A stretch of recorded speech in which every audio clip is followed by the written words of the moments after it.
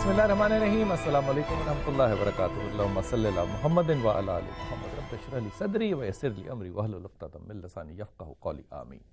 خواتین و حضرات، آپ دیکھ رہے ہیں کتب آن لائن اور میں ہوں بلال کتب۔ فرد سے لے کے پوری قوم تک، بلکہ قوم سے آگے اگر کہوں امت تک، آپ کو اپنی ترجیحات جو ہیں اس کا فیصلہ کرنا پڑے گا۔ اس پہ کوئی دوسرا سوال میرے ایمان میں نہیں ہے کہ ترجیح اول آپ کی خداوند ہی ہونا چاہیے، لیکن اگر خدا تعالیٰ جو ہے وہ آپ کی ترجیح اول ہیں تو اس کے نشان بھی تو نیچے نظر آنا چاہیے نا۔ پچھلے دنوں میں غور کیجئے، برسی گزری علم دن شہید کی، کیا مرد مومن جوان آدمی تھا، ہمیں خبر ہی نہیں ہوئی کب وہ دن گزر گیا۔ اقبال کے شعر پڑھ پڑھ کے ہم نے اپنے آپ کو باولا کر لیا۔ اقبال کا بیٹا مر گیا، ہم نے اس کو وہ توقیر نہیں دی جو توقیر اس کا حق بنتا تھا۔ لیکن دیکھیے کتنی عجیب بات ہے کہ آج کل کا بات فیکٹری گر گئی، ہم نے غیر قانونی تعمیر کی، کوئی روکنے والا ہی نہیں تھا۔ اس غیر قانونی تعمیر سے کتنی جانیں جو ہیں وہ ضائع ہو گئی، کوئی پوچھنے والا نہیں ہے۔ کتنی عجیب بات ہے، خدا کا نام اس ملک میں کون سی ترجیح ہوگی کہ ایک پرائیویٹ آدمی جو ہے ملک ریاض وہ اپنی مشینری لا رہا ہے، فوج جو ہے وہ پنڈی سے چلی C-130 میں اپنی مشینری اور اپنے لوگ لے کر آئی، وہ مشینیں اور کتے جس سے پتہ چلے گا۔ تو پوچھنے والی بات ہے، حکومت جو ہے یہ پھر گورنمنٹ کالج لاہور کے باہر چھلیاں لگا لے، یہ حکومت کا کیا کام ہے؟ ترجیحات میں حکومت کے کیا ترجیح ہوگی جس سے یہ پتہ چلے گا کہ یہ لوگ جو امت مسلمہ تو چھوڑ دیجئے، جو اسلامک ریپبلک آف پاکستان کی حکومت ہے، اس نے کلمہ پڑھا ہے، اس نے حضرت عمر کی مسالے سنی ہیں، اس نے امام علی کرم اللہ کی وہ فیصلے پڑھے ہیں جو کہ انصاف کے تھے، جہاں جان کی قیمت میرے رسول نے کہا ہو، اور خانہ کعبہ کو دیکھ کے کہ تیری حرمت ہے بڑی، لیکن ایک مومن کی جان سے زیادہ نہیں۔ ہم باتیں کرتے ہیں رسول پاک صلی اللہ علیہ وسلم کی، دعائیں مانگتے ہیں اللہ تعالیٰ سے، واسطے دیتے ہیں نبی اور پیغمبروں کے، اور اس کے بعد ہماری ترجیحات جو ہیں وہ یہ ہے کہ جب تک ایک فرد جو ہے وہ حکومت کو اپنی مشینری نہ دے، ہم لوگوں کی جانیں بچانے کی اہل نہیں ہیں۔ پوچھنے کی بات یہ ہے تو پھر ہم نے ساری جو حکومتیں کی، کیا ایک غور کیجئے گا اس بات پہ کہ ایک آدمی تھا، ایک واقعہ میں نے پڑھا حضرت ابراہیم ادم کا، کہا کہ ایک آدمی نے خواب میں دیکھا کہ بادشاہ جو ہے اس نے کہا کہ میں مرنے والا ہوں اور مرنے کے قریب تھا، تو اس نے کہا کہ میں اپنی بادشاہت جو ہے اس کو ایک دن کے لیے کسی ایسے شخص کو دوں گا جو میری قبر میں جا کے ایک رات گزارے۔ تو ایک آدمی جو تھا وہ گدھا چلاتا تھا، اس کا کوئی کام نہیں تھا، اور تو غریب سا آدمی تھا، اس نے کہا میرے پاس کون سا کوئی ایسا مال ہے، میں ایک دن قبر میں گزارتا ہوں، اس کے ساتھ بادشاہ مجھے بادشاہت دے گا۔ اس نے ایک رات قبر میں گزاری، اس کے ساتھ گدھے کا حساب ہوا۔ فرشتوں نے پوچھا کیا کیا؟ اس نے کہا گدھا دیا، میرے سے حساب کیا لینے کی بات ہے؟ اس نے کہا کمال ہے، گدھا تو دیا، لیکن گدھے پہ جو تم نے زیادہ وزن ڈالا، یہ گدھے کے ساتھ تم نے ناانصافی کی، جو اس کو تم نے اتنی دفعہ بھوکا رکھا اور اس کو چارہ دینے میں دیر کی، اس کا بھی حساب دو۔ یہ ساری گفتگو ہوئی۔ صبح جب اس کی قبر کشائی ہوئی، اس کو کھولا، سب سے پہلے وہ قبر سے بھاگا۔ بادشاہ نے پوچھا تجھے تو میں نے بادشاہت دینی تھی۔ اس نے کہا بادشاہ سلامت، یہ میرے ہاتھ بندھے ہیں، میرے پاس تو ایک گدھا تھا، میں تو ساری رات اس کا حساب نہیں دے سکا، اگر میں نے سلطنت دے لی تو میں اس کا جواب کہاں سے دوں گا؟ مجھے نہیں علم کہ ہمارے حاکموں نے قبروں میں جانا ہے یا نہیں، بڑے نصیب کی بات ہے کہ قبر ملے، لیکن خدا کی قسم حساب ضرور ہوگا، قبر نصیب ہو نہ ہو حساب ضرور ہوگا، اور جب حساب ہوگا تو پھر کیا ہوگا معاملہ؟ یہ ترجیح جو ہے یہ ہمارے حاکموں کو سب کو سوچنی پڑے گی۔ پہلے کالر سے بات کرتے ہیں۔ السلام علیکم۔ ہلو جی السلام علیکم بیٹا۔ ہلو جی السلام علیکم۔ وعلیکم السلام۔ بلال صاحب کیسے ہیں آپ؟ جی اچھا بھائی، میں آپ کو ایک ہفتے سے فون کر رہی ہوں نا، باتیں تو بہت ساری کرنی ہے لیکن شاید اجازت نہ ہو ٹی وی پہ۔ جی حکم کیجیے آپ۔ تو میں بہت بڑی مشکل میں ہوں۔ اس دن میں نے آپ کا ایک پروگرام سنا تو میں نے کہا شاید یہ خدا کی طرف سے ایک اشارہ تھا جو میرے دل میں وہ پروگرام بیٹھ گیا۔ میں اصل میں مشکل یہ ہے کہ میں ہر روز جو ہے نا سوچتی ہوں زندگی کچھ نہیں ہے، خود کو مار دوں، زندگی کے جو رنگ ہے وہ بے رنگ پڑ گئے میرے لیے، اور جو بھی کام کرنا چاہتی ہوں وہ الٹا ہوتا ہے، بس میں خود بڑی پریشان ہوں۔ مجھے کچھ اچھا مجھے آدھا منٹ دو کی بات کر سکتی ہو؟ ایک طرف تو آپ مجھے یہ کہہ رہی ہیں کہ اللہ تعالیٰ کا یہ اشارہ میں نے سمجھا. اللہ تعالیٰ کے جو لوگ اشارے سمجھ لیتے ہیں, میرے ساتھ آج موجود ہیں مفتی نعیم صاحب, آپ امام ہیں مسجد ساندہ لاہور کے. حضرت آپ کو بہت بہت خوش آمدید, آپ پہلی دفعہ تشریف لائے. حضرت ایک طرف تو ہم کہیں کہ اللہ کے اشارے ہم سمجھتے ہیں, بڑی ولایت والی بات ہے.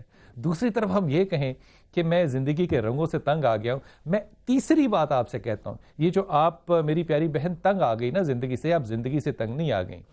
ہر شخص جو ہے نا وہ اپنی خواہشوں کو اپنا خدا ماننے لگ جاتا ہے. آپ چاہتے ہیں کہ خدا وہ کرے جو آپ نے مانگا ہے. خاص طور پہ جو لوگ 5-6 نمازیں پڑھ لیں نا, وہ کہتے ہیں ہم نے دعائیں مانگی, اللہ نے.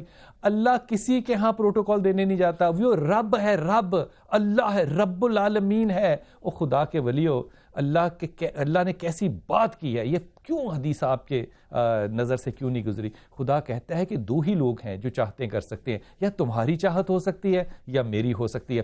پھر جملہ کیا کہا کہ اگر تم اپنی چاہتوں کو نہیں چھوڑو گے تو میں تمہیں تمہاری چاہتوں میں مفتی صاحب تھکا دوں گا. یہ جو آپ نے گفتگو کی نا میرے بہن, یہ تھکاوٹ ہے آپ کی. اپنی چاہتوں کو چھوڑ دو. خدا کی قسم, خدا تو سوائے رحمت العالمین کے اور اس دنیا میں کچھ کرتے ہی نہیں ہے. رحمتیں بھیجتا ہے, سوائے اس کے کچھ نہیں کرتا. یہ ڈپریشن صرف آپ کی خواہشوں کی ہے میری بہن.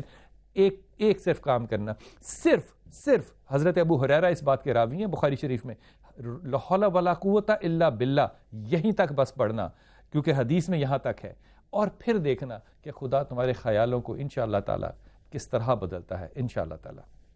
جی السلام علیکم. وعلیکم السلام. جی میری کیا بہن, بلال صاحب ٹھیک ہے؟ جی الحمدللہ. اگر آپ مجھے بلال بھائی کہیں گی تو مجھے زیادہ اچھا لگے گا. اچھا چلے بلال بھائی. جی. اچھا بھائی, میں نے آپ سے بات کرنی تھی. میرے بھائی کا نام ہے کاشف حسین. جی کاشف. آج کل وہ بینک میں جاب کر رہا ہے, لیکن وہ اس کو چاہ رہا ہے کہ میں چھوڑ کے کوئی اور کام کروں. اس کی کیا وجہ؟ اصل میں اس کو, میری امی کو اور میرے بھائی کو تھوڑی سی بینک کی جاب بھی اچھی نہیں لگتی. اچھا. تو وہ اصل میں جس کام کے لیے جو بھی کام کرتا ہے, اس کو کوئی بھی کام شروع کرتا ہے, اس میں اس کو مطلب اتنا پروفٹ نہیں ملتا. مطلب کوئی بھی کام کتنا ملنا چاہیے پروفٹ اس کو؟ نہیں, مطلب کہ جو بھی کام کرے اس میں کوئی لاس ہی اس کو ہوتا ہے زیادہ. اچھا, میرے ساتھ مفتی صاحب بیٹھے, مفتی نہیں بیٹھے, میں پہلے ان سے رائے لوں پھر میں آپ کو جواب دیتا ہوں. ٹیلی ویژن پہ سننا, فون رکھتے نا, غور سے اس بات کو سننا. مفتی صاحب, بہن کا جو بھائی ہے کاشف, وہ بینک میں نوکری کرتا ہے, والدہ نے کہا ہے اور اس کا دل چاہتا ہے کہ میں بینک کی نوکری نہ کروں, تو کیا وہ نوکری چھوڑ دے یا اس کو کرتے رہنا چاہیے؟ بسم اللہ الرحمن الرحیم. بینک, ہمارے جو معاشرے میں بینک چلتے ہیں یہ سودی معاملات میں ملوث ہوتے ہیں عموماً, اکثر بینک جو ہیں. تو حدیث پاک میں تو فرمایا کہ سود لینے والا, دینے والا, سود کی کتابت کرنے والا, سود میں معاہدہ کروانے والا, ان سب کے اوپر اللہ تبارک و تعالیٰ کی کھلی جنگ ہے. جی, سود کو اللہ تبارک و تعالیٰ نے کھلی جنگ فرمایا, اور سودی معاملات سے اگر بچنا ممکن ہو تو ہر صورت اس میں بچنا چاہیے.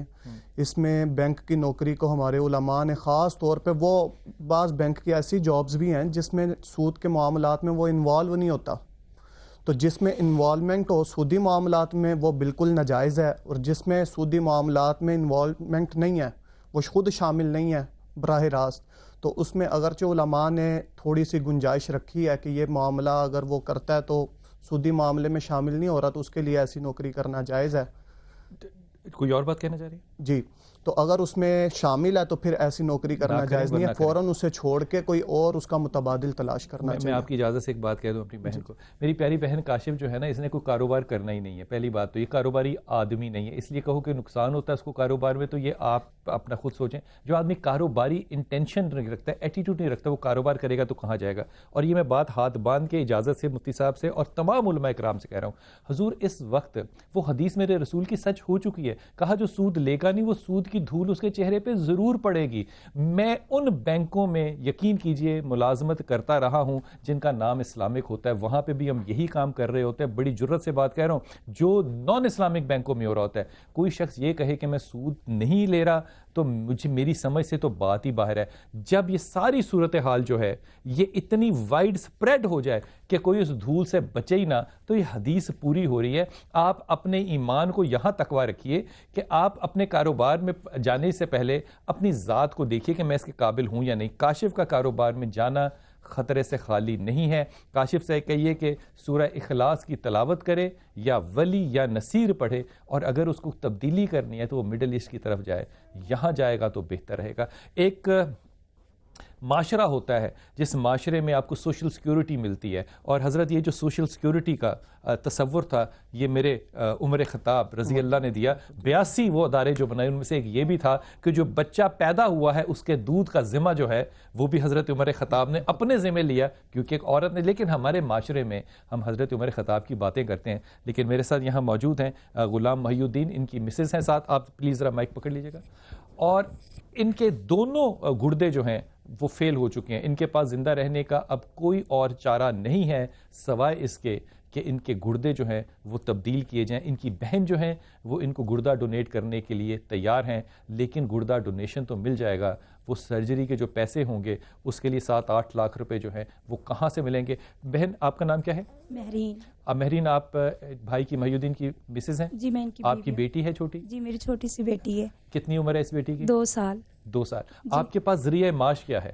جی یہ پہلے رکشہ چلاتے تھے, وہ ایکسیڈنٹ ہوا, رکشہ کڈنی کے ہو گئے, پیشنٹ ہو گئے, تو سال پورا یعنی کہ ان کے ہم ڈائلسس کروا رہے ہیں. ہر ڈائلسس کے 5000 روپیہ لگتا ہے. وہ کون دیتا ہے؟ ہفتے میں 2 دفعہ. وہ میں نے اپنا مکان اور ہم نے اپنا رکشہ بیچ کے سال پورا کروایا ہے. تو اب یہ ہفتے میں جو 5000-10,000 روپیہ آپ خرچتے ہیں 2 دفعہ کرتے ہیں ڈائلسس؟ ہاں جی ہفتے میں 2 دفعہ ہوتے ہیں. 10,000 روپیہ ہے؟ ہاں جی. یعنی کہ 40,000 روپیہ مہینہ صرف ڈائلسس؟ جی سر. اور یہ ذہن میں بات رکھیے گا کہ اس ملک میں 7,000 منیمم سیلری ہے. جس کی تنخواہ 7,000 ہوگی وہ 40,000 روپیہ ڈائلسس پہ دے رہا ہے. اب کہاں سے کرواتے ہیں؟ سرکاری ہسپتال سے؟ اب یہاں پہ پہلے ہم چشتیاں ضلع بہاول نگر میں رہتے تھے, وہاں سے ہم پرائیویٹ پیسوں سے کرواتے تھے. اب یہاں سرکاری ہسپتال کیوں نہیں گیا؟ اب لاہور آئے ہیں, وہاں سے اپنا گھر چھوڑ کے گھر بھی بیچ دیا اور رکشہ بھی بیچ دیے. اب یہاں لاہور سروس ہسپتال سے کروا رہے ہیں, یہاں پہ مفت ہوتے ہیں. مفت ہو رہا ہے؟ ہاں جی. ہمیں ابھی انہوں نے آپ سے کتنے پیسے کہے ہیں کہ آپ دیں تو یہ کڈنی ہو سکتا ہے ٹرانسپلانٹ؟ 10 لاکھ روپیہ مانگ رہے ہیں. 10 لاکھ روپیہ مانگ رہے ہیں؟ جی سر. آپ کے پاس گھر نہیں ہے؟ اب نہیں سر, کچھ بھی نہیں کوئی ہے. ذریعہ معاش نہیں ہے؟ کچھ بھی نہیں ہے. یہ کماتے تھے. اب اس وقت کہاں رہ رہے ہیں آپ لوگ؟ جی اب اس وقت ہم اقبال ٹاؤن بیکا پنڈ ہے وہاں پہ رہ رہے ہیں. کس کے ساتھ؟ کس کے پاس؟ کرائے پہ مکان پہ لیا تو ہوا. اس کا کرایہ کہاں سے ہے؟ پہلے تو جو تھے وہ لگا دیے, اب ہمارے پاس کچھ بھی نہیں ہے. بھائی کو دینا, محی الدین کو. محی الدین تمہاری کیا خواہش ہوگی؟ تم کیا میں چاہتا ہوں کہ میں ٹھیک ہو کے اپنے بچوں کا پیٹ پال سکوں اور اس معاشرے کا اچھی طرح سے اپنے جی سکوں معاشرے میں جیسے پہلے میں بھرپور زندگی جیتا تھا. ویسے میں ایمانداری سے کہہ رہا ہوں صاحب, ہمارے ہاں عام آدمی کی بھی یہ سوچ نہیں ہوتی کہ میں اس معاشرے میں کوئی کنٹریبیوٹ کر سکوں. وہ شخص جو ہے وہ ایک, کتنی عمر بیٹا تیری؟ میری 25 ایئر ہے. 25 سال کی عمر میں اگر ایک محی الدین پاکستانی مسلمان جو ہے وہ یہ سوچ رکھتا ہے کہ میں اس معاشرے میں کچھ کنٹریبیوٹ کر سکوں, اور ایک بیٹی اس کی 2 سال کی, ایک بیوی, اور اس کے پاس کچھ نہیں ہے اب دینے کو, بیچنے کو, اور بیچ کے اپنے آپ کو زندہ رکھنے کے لیے یا اپنی بیٹی کی سرپرستی کے لیے, تو میرے خیال میں آج اس معاشرے کو اپنا فرض جو ہے وہ پورا کرنا چاہیے. وہ لوگ جو کہ صاحب استطاعت ہیں ان سے درخواست ہے, جو نمبر ہے محی الدین کا وہ سامنے چل رہا ہے, وہ نیچے اس کو کانٹیکٹ کریں اور اس کے لیے جو کر سکتے ہیں کریں.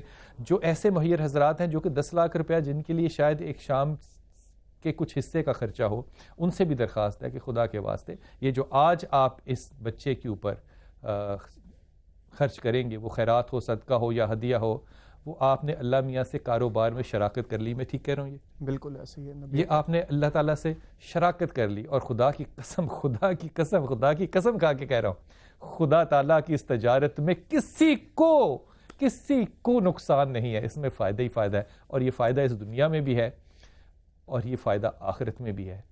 اور اس فائدے کو بتانے کے لیے کہ یہ واقعی میں بات جو سچ کہہ رہا ہوں, اس کے لیے مرنا پڑے گا. اور اس کا علم جو ہے مفتی صاحب وہ صرف قبر میں جا کے ہوگا کہ میں نے جو ایک شخص کا فائدہ کیا تھا, اللہ تعالیٰ نے اس کے لیے مجھے کتنا فائدہ دیا. خدا کی قسم اس بات سے محی الدین مجھے بڑی خوشی ہوئی کہ تم اس معاشرے میں کچھ کرنا چاہ رہے ہو, صرف اپنے لیے نہیں. اور میری دعا ہے تمہیں کہ تو اللہ تعالیٰ تمہارے لیے بہت سے ایسے وسائل دے, آمین, جو کہ تمہارے لیے بھی کام آئے, اس ملک کے لیے بھی, اور پھر اس بچی کے لیے, اس بچی کا سرپرست. خدا کی قسم یہ جملہ کہہ کے آپ سے ایک وقفے پہ جاؤں گا, جس شخص نے مفتی صاحب غربت دیکھی نہیں ہے نا, وہ اس بلا کو جانتا نہیں ہے کہ یہ بلا کیا چیز ہوتی ہے. آپ نے اگر بھوک کاٹی نہیں ہے, آپ کو نہیں علم کہ بھوک کیا چیز ہوتی ہے.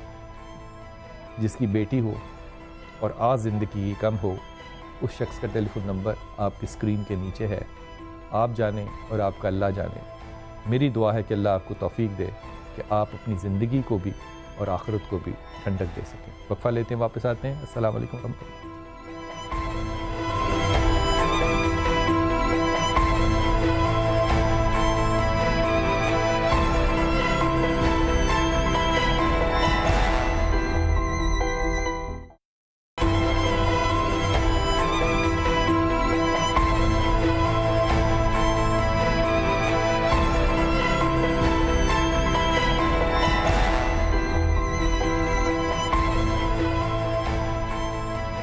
مدینے میں سے ایک صحابی گزر رہے تھے تو ایک صاحب نے نیا گھر بنایا تھا مفتی صاحب.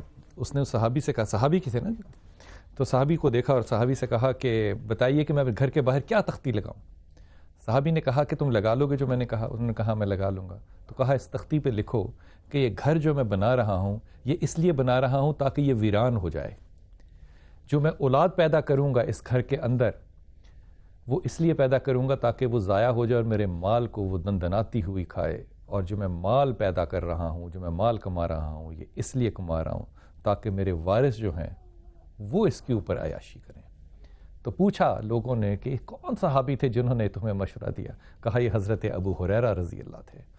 جو آپ کے پاس مال ہے, یقین کیجئے اس کا صرف ایک ہی فائدہ ہو سکتا ہے کہ جب آپ کو قبر میں اتارا جائے تو یہ مال آپ کے کام آئے. اس کے علاوہ اس مال کا اور کوئی کام نہیں ہے. ہمارا جو یہ بچہ ہے محی الدین, اس کا فون نمبر جو نیچے چل رہا تھا وہ بہت سے ہمارے دوستوں نے کال کر کے کہا, ابھی بھی چل رہا ہے, آپ دیکھ لیجئے اس کو, اور انشاءاللہ ابھی اکاؤنٹ نمبر جو ہے اس کو بھی چلاتے ہیں. اور بہت سے دوست ہیں جو ہے نا ہمارے نوید صدیقی صاحب جو ہیں سی او, ان کو بھی کالز آئی ہیں. ان کا نمبر بند تھا, وہ نمبر بند اس لیے تھا کیونکہ یہ اسٹوڈیو میں بیٹھے ہوئے ہیں. ابھی ان کا فون جو ہے وہ ہم نے کھول دیا ہے, آپ اس پہ کال کر سکتے ہیں, میسج کر سکتے ہیں, اپنا پیغام چھوڑ سکتے ہیں. ہم بھی رابطہ انشاءاللہ آپ سے کریں گے اور محی الدین بھی رابطہ کریں گے. ہمارا ایک کالر ہیں جن سے ابھی ہم آپ کی بات کراتے ہیں, جنہوں نے آپ کے لیے شاید کچھ مدد کا جو ہے وہ اہتمام بھی کیا ہے. لیکن مفتی صاحب جتنا بھی مال ہم کماتے ہیں زندگی میں, اس کا زندگی میں ہمیں کیا لذتیں ہیں, زیادہ سے زیادہ کیا لذت دے سکتی ہے, کیا فائدہ ہوگا؟ سرکار دو عالم صلی اللہ علیہ وآلہ وسلم نے ارشاد فرمایا کہ انسان کہتا میرا مال میرا مال, لیکن انسان کا مال کون سا ہے؟ جو اس نے پہن لیا اور بسیدہ ہو گیا, جو اس کا استعمال ہو گیا, بس جو اس نے کھا لیا وہی ہے, وہ اس کا مال ہے.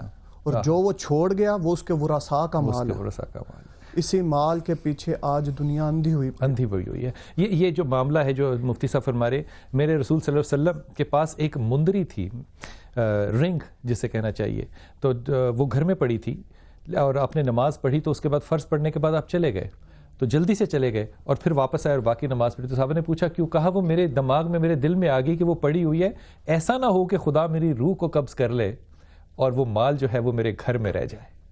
یہ ہے معاملہ جس کو ہم رحمت العالمین کہتے ہیں. خواتین حضرات, جو ویڈیو کالز ہیں اس کا سلسلہ ہمارے ساتھ آپ کا رہتا ہے. آپ ہمارے پیج پہ جائیے, کسی بھی دوست کو وہاں سے اپنے شہر کے مطابق نمبر پہ کال کیجئے, وہ آپ کو یا تو وہاں پہ فیسلٹی دیں گے یا آپ اسٹوڈیو بلا لیں گے. اس میں آپ اپنا نام, اپنا چہرہ چھپانا چاہیں, آپ کے پاس یہ فیسلٹی ہوگی. پہلے ایک ویڈیو کالر سے بات کرتے ہیں. جی السلام علیکم. میرا نام آفتاب احمد ہے, میری والدہ کا نام اختر نساء ہے. میں اپنا گھر سیل کرنا چاہتا ہوں لیکن 5-6 سال سے وہ گھر سیل نہیں ہو رہا. کافی لوگ آئے ہیں, دیکھ کے چلے جاتے ہیں لیکن آفر کوئی بھی نہیں دیتا. ہمیں کوئی سمجھ نہیں آ رہی کہ یہ کیا معاملہ ہے. اچھا آفتاب, پہلی بات تو یہ میرے بھائی کہ جب بھی ایسا معاملہ ہوتا ہے نا کہ میری خواہش ہو کہ یہ چیز بک جائے, میری خواہش ہو کہ یہ چیز میں خریدوں اور اس میں کچھ دیری ہوتی ہے, تو سب سے پہلا جو ہمارا تقویٰ ختم ہوتا ہے نا مفتی صاحب, وہی ہوتا ہے کہ کسی نے میرے پہ کوئی جادو وادو تو نہیں کر دیا.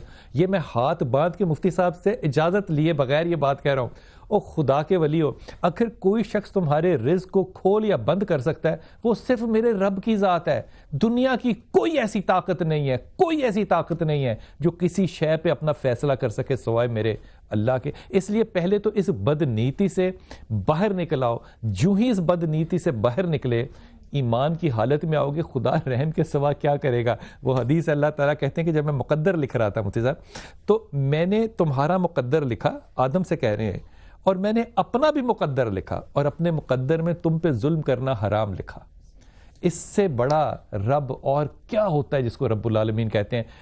بڑی ایمانداری سے آفتاب آپ سے کہہ رہا ہوں کہ اپنی عزت اور توقیر کی اتنی فکر نہ کرو, لوگوں کی عزت کرو, خدا تمہارے لیے توقیر کرے گا انشاءاللہ تعالیٰ. تم نے آیت کریمہ پڑھنا ہے بہت زیادہ, خدا تعالیٰ تمہارے رزق میں بہت اضافہ فرمائے گا انشاءاللہ. یہ مکان بکنا تو کوئی ایشو نہیں ہے بیٹا, آیت کریمہ پڑھو اور اللہ سے ثانی کی دعا کرو انشاءاللہ تعالیٰ. اگلے ویڈیو کالر سے بات کرتے ہیں. السلام علیکم. جی السلام علیکم بلال سر, میرا نام صدف سعید ہے, میرا تعلق کراچی سے ہے. سر میرے فادر کو پاسٹ ہوئے انتقال ہوئے ان کا 6 ایئر ہو چکا ہے. لاسٹ 6 ایئر سے میرے رشتے آ رہے ہیں بٹ کبھی کوئی مناسب رشتہ نہیں آتا. رشتے آتے ہیں لیکن سو ریٹرن میں کوئی آنسر نہیں ہوتا, جس کی وجہ سے میری امی کافی پریشان رہتی ہیں. الحمدللہ میری اچھی کوالیفیکیشن ہے, میں جاب بھی کر رہی ہوں, بٹ امی کی پریشانی کو دیکھ کے تھوڑا سا پریشان ہو جاتی ہوں. کائنڈلی مجھے کچھ اس طرح تہذیبی حال بتائیں جس کا رزلٹ مجھے اچھے سے اچھا اور جلد سے جلد مل سکے. میں پہلے مفتی صاحب, آپ نے سوال سنا میری بہن کا؟ ہماری بچی کہہ رہی ہے کہ میرے والد کا انتقال ہو گیا, رشتے آتے ہیں لیکن مناسب رشتہ نہیں آتا, تو میری والدہ بھی بڑی پریشان ہے, حالانکہ میں بڑی کوالیفائڈ بھی ہوں, تو کیا کرنا چاہیے ایسی بچوں کو؟ اس میں اصل میں تناسب ہم جو دیکھتے ہیں نا, یہ ہمارے بعض اوقات ہماری جو بہنیں پڑ جاتی ہیں, جو ہمارے بھائی پڑ جاتے ہیں, ان کا تناسب ذرا اونچا ہو جاتا ہے. تو اس میں یہ دیکھ لینا چاہیے, سرکار دو عالم صلی اللہ علیہ وآلہ وسلم نے ارشاد فرمایا, تم جب کسی عورت کو پسند کرو گے تو اس میں 4 چیزیں ہوں گی, یا تو اس کے پاس علم ہوگا, تقوی ہوگا, یا پھر اس کا نسب ہوگا, یا مال ہوگا. ان تینوں میں سے کسی ایک کی وجہ سے تم اسے پسند کرو گے. تو سب سے بہتر وہ ہے جو اسے تقوی اور علم کی بنیاد پہ پسند کرے. تو بقیہ ساری چیزیں ایک طرف, علم اور تقوی یہ سب سے مقدم ہوتا ہے, لیکن اس کے ساتھ ساتھ جب ہماری خواہشات بڑھ جاتی ہیں, ہم مناسبیت کسے کہتے ہیں کہ جناب اس کا بینک بیلنس بھی ہو, کار بھی ہو, کوٹھی بھی ہو, تو وہ جیسے جیسے یہ بڑھتی جائیں گی خواہشات, تو اس میں مشکلات پیدا ہوتی جائیں گی. میں بہن بڑے ادب کے ساتھ آپ سے بات عرض کروں کہ یہ حضرت عمر خطاب نے کہا کہ بچے کے ایک بیٹے کو کہا کہ تمہارا حق یہ ہے اپنے باپ کے اوپر کہ وہ تمہارے لیے اچھا نام رکھتا, تمہیں علم دیتا دین کا, اور تمہارے لیے نسب کی مال آتا. جب نسب کی بات آتی ہے تو میں اپنی بیٹیوں سے بڑی محبت کرتا ہوں. میں سب بیٹیوں سے, مجھے ساری بیٹیاں اپنی ہی بیٹیاں لگتی ہیں.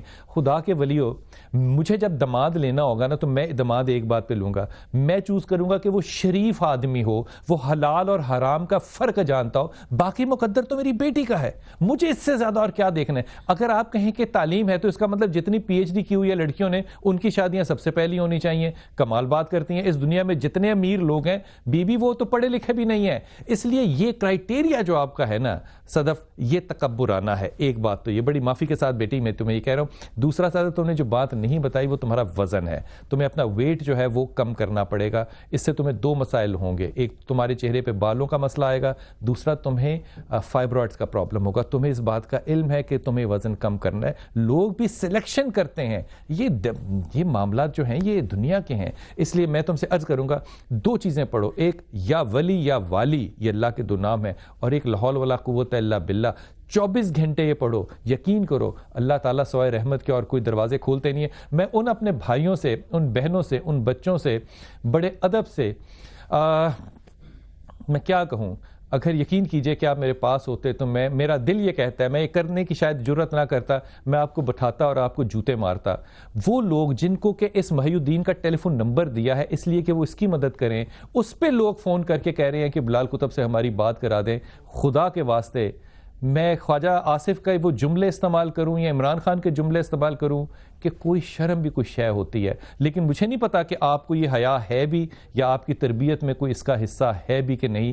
وہ شخص زندگی اور موت کی کشمکش میں ہے. آپ کی ایک کال جو ہے وہ اس کی زندگی اور موت کے درمیان وقفہ ہے. اگر آپ کچھ دے نہیں اس کو سکتے تو خدا کے واسطے اس کا وقت نہ ضائع کرو, کیونکہ ہو سکتا ہے کوئی اس کو کال کر رہا ہو جو اس کے لیے ڈونیشن دینا چاہتا ہو. مجھے نہیں سمجھ میں آتی کہ یہ میری سمجھ سے باہر ہے ہمارے لوگ. جی السلام علیکم. جی میں انیلا بات کر رہی ہوں. میری بھانجی ریحام, جس کا نام ریحام ہے اور اس کی والدہ کا نام نبیلہ ہے, اس کے والد صاحب کا نام منظور حسین ہے. اس کو پچھلے 16 سال کی ایج سے اس ٹائم وہ 21 سال کی ہے. اس کو پانی کا پرابلم ہے کہ اس کے جسم میں پانی بھر جاتا ہے. تو ڈاکٹروں نے بہت زیادہ اس کے علاج کیے ہیں لیکن اس کو کوئی شفا نہیں آ رہی ہے. اس کے بتایا گیا تھا کہ اس کو کچھ عمل ہوا ہوا ہے جو اس کے اپنے ہی قریبی رشتہ داروں نے کرایا ہے. اس کے کافی علاج کروائے ہیں ہم نے. اب یہ کہ اس کی وہ عمل تو کہنے میں آ رہا ہے کہ ختم ہو گیا ہے لیکن اس پہ اثرات ہیں. اب ہم آپ سے میں یہ پوچھنا چاہ رہی ہوں کہ اگر اثرات ہیں تو آپ مجھے پلیز بتائیں اس کے بارے میں کہ ابھی تک اس کو شفا کیوں نہیں ہو رہی ہے. وہ کویت ہوتی ہے اور کویت سے ہی علاج کروا رہی ہے اپنا. وہ میری پیاری بہن, یہ کیونکہ آپ نے بات آن ایئر کی ہے تو میں بھی اپنے بچوں کو, بھائیوں کو, بہنوں کو کہہ دوں کہ مڈل ایسٹ میں میرا جتنا بھی جانے کا اتفاق ہوتا ہے, مجھے بہت سے لوگوں نے اس بات کے لیے آفر کیا کہ آپ ہمارے پرائیویٹ پیر بن جائیں, اس لیے کیونکہ ان کے پاس پیسے بہت زیادہ ہیں. تو جادو ٹونا کرنے کے لیے وہ تو اپنے لوگ رکھتے. اگر کسی کے جسم کے اوپر پانی کا ڈالنا یا نکالنا کوئی جادو اثر اور ٹونا کر سکتا ہے تو میں اس شخص کے پاس اپنی زندگی گروی رکھنے کو تیار ہوں, کیونکہ میں اس میں بہت سے اس ملک کے لوگوں لوگوں کے دلوں اور دماغوں میں پانی ڈالنا چاہتا ہوں جو اس ملک کے حق میں نہیں ہے. اور خدا کا واسطہ جب تک تم اس بات سے باز نہیں آؤ گے کہ کوئی عمل کی وجہ سے بیماری ہے تب تک تمہارا علاج نہیں ہوگا. اس لڑکی کے دونوں گردے جو ہیں وہ ختم ہیں. آپ کو اس بات کا نہیں پتا, مجھے حیرت ہے اس بات کی.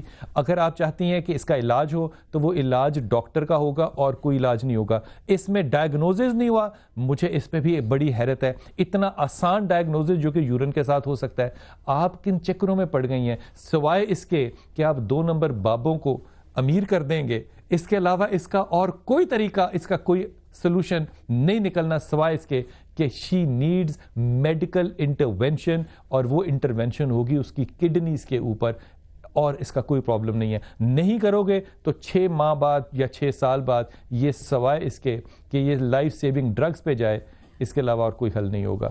وقفے پہ جاتے ہیں خواتین حضرات, وقفے سے واپس آتے ہیں تو 2 درخواستیں کر کے جا رہا ہوں اور منت کر رہا ہوں خدا کے واسطے, جب اس بچے کے لیے آپ کال کریں محی الدین کے لیے تو یہ اس کی زندگی کا سوال ہے. اس کے فون کا وقت ضائع نہ کیجیے. اگر آپ کچھ دے نہیں سکتے تو اس سے لیجیے بھی نہیں, یہ غریب آدمی ہے. دوسری بات, خدا کا واسطہ جب تک آپ کا یقین اللہ پہ نہیں ہوگا, اللہ بھی سیکنڈ چوائس اور سیکنڈ پریورٹی پہ کسی کے ساتھ نہیں آتا. وہ رب ہے, وہ پریورٹی پر آئے گا جو اول ہوگی. ترجیح اول خدا ہوگا تو خدا آپ کے ساتھ ہوگا. خدا ترجیح دوم پہ کسی کے ساتھ نہیں آئے گا. وقفہ لیجئے, واپس آتے ہیں. السلام علیکم ورحمۃ اللہ.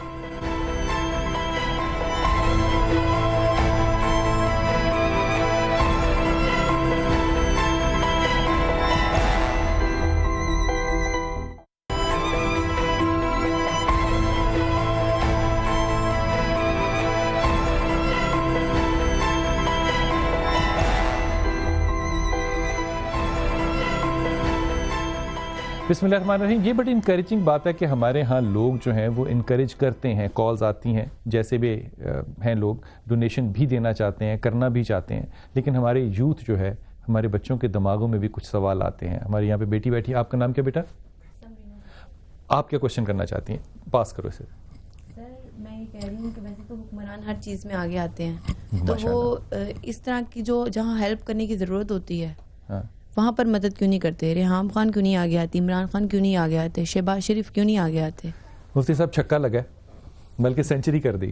آپ اس سے کہیے, میں اس سے کچھ نہیں کہہ سکتا. اصل میں ہمارے حکمرانوں کو اقتدار کی حفظ ہے, خدمت کی حفظ نہیں ہے. سیاست اصل میں آپ دیکھیں پچھلے دور میں ادوار میں سیاست عبادت تھی. سیاست عبادت تھی, اب گالی بن چکی ہے, تانا بن گیا, تانا بن چکا ہے. جو شخص سیاست میں آتا کہتا ہے یہ تو سیاست دان ہے. کیوں کہ اس نے جو کہنا وہ کرنا ہی نہیں ہے. میں ایک بات کو آپ کی بڑھا دوں آگے, میں بڑے ادب سے اپنے گمان سے بات کہہ رہا ہوں. میرے خیال میں دینے والا جو ہے نا, اللہ سے زیادہ حاکم کون ہے, حکمت کون رکھتا ہے؟ اللہ بھی اسی کے ہاتھ کھولتا ہے جو رزق جو ہے نا وہ حلال ہو. یقین کرو, جوا کھیلنے والے کا میں نے ہاتھ کھلا دیکھا کبھی نہیں ہے. مفتی صاحب بڑے ادب سے بات کہہ رہا ہوں. جرت دینے کی وہی کرتا ہے جس کو رب پہ یقین ہوتا ہے کہ جب میں دوں گا تو بڑھے گا. امام علی کرم اللہ نے کہا کہ اس وقت دو جب تمہارے پاس نہیں ہے.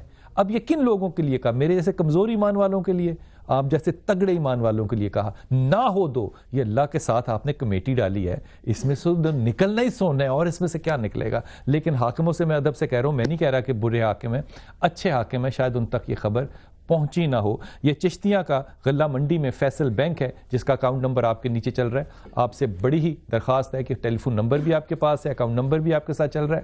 آپ میں سے جو لوگ سمجھتے ہیں اور نہ بھی سمجھتے ہوں لیکن خدا کا خوف دل میں رکھتے ہوں کہ ان کے مال ان کی قبروں میں حفاظت کریں, تو ان کے لیے آج یہ موقع سامنے ہے. وہ ہمارے ہاں ایک بڑے بزرگ گزرے, حضرت ابراہیم ادم جو ہیں, وہ بصرہ میں سے گزر رہے تھے, تو لوگوں نے پوچھا کہ حضرت آج کل دعائیں ہماری قبول نہیں ہوتی, اب یہ کس وقت سے دعائیں قبول نہیں ہو رہی؟ آپ نے اس کے اوپر جو بات بتائی, یقین کیجئے آج بھی پڑھتا ہوں تو دل جو ہے وہ دہک جاتا ہے. انہوں نے کہا کہ اللہ کو تم پہچانتے ہو لیکن اللہ کا حق نہیں ادا کرتے. یہ بحث نہیں میں کر رہا کہ اللہ کا حق ہے, ہم اللہ کا حق ادا نہیں کر رہے. کہا اللہ کی کتاب پڑھتے ہو لیکن تم اس کی مانتے نہیں ہو, عمل نہیں کرتے ہو. تم رسول سے محبت کے دعوے دار ہو لیکن سنت پہ کیوں نہیں چلتے؟ جب تک تم یہ نہیں کرو گے تمہاری دعائیں خدا کیوں سنے گا؟ مردے دفن کر کے آتے ہو لیکن اس سے تم کچھ عبرت نہیں سیکھتے. حضرت پھر دعائیں کیسے قبول ہوں گی؟ مال وہ دے گا میری پیاری بچی جس کو خدا چاہے گا کہ اس کا دل میں کھولوں. ای میلز کا سلسلہ ہمارے ساتھ آپ کا ہے. میں بچی کا اور اس کے شوہر کا نام نہیں لے رہا. کہہ رہی ہے میری شادی کو 7 ماہ ہو گئے مگر شوہر جو ہے مجھے 3 ماہ قبل اپنی امی کی طرف چھوڑ کے چلا گیا. جتنی دیر میں اپنے سسرال میں رہی ساس جو کہ میری پھوپھی بھی ہیں بہت لڑائی جھگڑا کرتی تھی اور مجھے میرے شوہر کے دل میں جگہ بنانے نہیں دی. اب مجھے کیا کرنا چاہیے؟ کچھ بتائیں ایسا کہ یہ میری پریشانی دور ہو جائے. میری پیاری بہن جو آپ نے نام بتایا نا، اگر تو آپ کا میاں آپ کو لے گیا نا تو پھر میں دیکھوں گا کہ وہ کیسے لے کے جائے گا. اور آپ نے جو تہمت لگائی ہے اپنی ساس پہ یہ انتہائی ناقص ہے. میں ساس کے لفظ کو مفتی صاحب استعمال کرتے ہوئے بہت گھبراتا ہوں. ساس کا لفظ ہماری لغت کا نہیں ہے. ہماری لغت کا ہے تمہاری 3 مائیں ہیں، جس نے تعلیم دی، جس نے پیدا کیا، جس کے ہاں تم گئے. تمہاری ماں ہے. اللہ نے قرآن میں جو آیت اتاری ہے نا وہ تمہاری ماں اور باپ پہ اتاری ہے، آپ پہ نہیں اتاری میری پیاری بچی. کہ اس کے آگے اف نہیں کرنا. اللہ نے بریکٹ میں یہ نہیں لکھا کہ تم وہ صحیح بھی ہوں. اللہ نے جب ان کے اوپر سے قلم اٹھا لیا تو آپ جب تہمتیں لگائیں گی تو اللہ آپ کی زندگی میں کیسے برکت ڈالے گا. یہ میری پیاری بچی میں تمہیں کہہ رہا ہوں یہ معاملہ بڑا مشکل ہے کیونکہ اللہ کرے ایسا نہ ہو، خدا کرے ایسا نہ ہو، خدا چاہے تو ایسا نہیں ہوگا، لیکن میں تمہاری زندگی میں 2 سے زیادہ شادیاں دیکھتا ہوں. اللہ کرے کہ ایسا نہ ہو، لیکن تمہیں سبق سیکھنا پڑے گا. میرا نام سکینہ ہے. میرا سوال یہ ہے کہ جب اللہ نے حکم دیا ہے کہ بیٹیوں کی شادی سے پہلے ان کی رضامندی پوچھ لینی چاہیے، یہ حکم ہے قرآن میں کہیں حضرت؟ بالکل ہے. ان کا پورا حق ہے کہ وہ اپنا شریک حیات خود چن سکے، تو پھر کیوں ان کی رضامندی کی اہمیت نہیں دی جاتی؟ اچھے اچھے رشتے جو آتے ہیں وہ لوگوں کی اناپ کی بھیڑ کی چڑھ جاتے ہیں، ہم ان سے کیوں نہیں پوچھتے؟ اس پہ 2 جملے فرما دیجیے. اس میں آپ یہ دیکھ لیں کہ سب سے پہلے تو ہمیں اپنے والدین پہ اعتماد کرنا چاہیے. والدین کوئی بھی اپنی بیٹی کے لیے برا نہیں سوچتا، تو اگر والدین اسے مناسب سمجھے تو کر دیں، اگر نہیں مناسب سمجھتے تو بیٹی کو بیٹی کو سمجھ جانا چاہیے کہ یہ مناسب نہیں ہوگا. اسی وجہ سے ان کی زندگی بڑی وجہ میں بات رہی. اس بچی میری پیاری بیٹی، اس کا یہ مطلب ہرگز نہیں ہے کہ آپ مادر پدر آزاد ہو جائیں. آپ کو اللہ تعالیٰ نے کہا ہے کہ آپ کر سکتے اپنی پسند والدین کو بتا بھی سکتے ہیں، لیکن وہ آپ کے والدین ہیں. یہ میں آخر جاتے ہوئے یہ بات ضرور پڑھنا چاہتا ہوں جی کہ اگر کسی جگہ پہ والد صاحب کر رہے ہیں، والدہ کر رہی ہیں اور اس سے وہ نہیں پسند تو وہ کہہ دیں میں یہاں نہیں کرنا چاہتی، کرنا چاہتے ہیں. بالکل یہ حق ہے آپ کا. ایک بچی ہے میری، اس کا نام ہے فاطمہ. ان کے ابو کی وفات ہو گئی ہے. وہ چاہتی ہیں کہ میں اکلوتی بیٹی ہوں، وہ کہتی ہیں کہ میری بھی شادی ہو جائے گی. ان کی ابھی عمر صرف 18 سال ہے، ہاسٹل میں رہتی ہیں. وہ چاہتی ہیں کہ میری والدہ کی شادی ہو جائے. مجھے یہ بچی کی بات جو ہے نا مفتی صاحب بڑی اچھی لگی کہ یہ معاملہ جو کہ ڈوگماز ہیں ہمارے ہاں کہ ہم ان باتوں کو غلط سمجھتے ہیں، یہ میرے خیال میں مناسب نہیں ہے. اللہ تعالیٰ تمہیں اس میں آسانی دے. فاطمہ آپ بھی اور اپنی والدہ کو بھی کہیے گا کہ لا حول ولا قوت الا باللہ اور آیت کریمہ پڑھیں. اللہ تعالیٰ آپ کو اس پہ بہت آسانیاں دیں. بہت شکریہ مفتی صاحب آپ تشریف لائے. میں بچوں کا بھی شکر گزار ہوں اور میری درخواست ہوگی پھر جاتے ہوئے کہ یہ جو اکاؤنٹ نمبر اور ٹیلی فون نمبر چل رہا ہے خدا کرے کہ یہ آپ کی قبر کے لیے ٹھنڈک کا پیغام لے کر آئے. السلام علیکم ورحمۃ اللہ وبرکاتہ.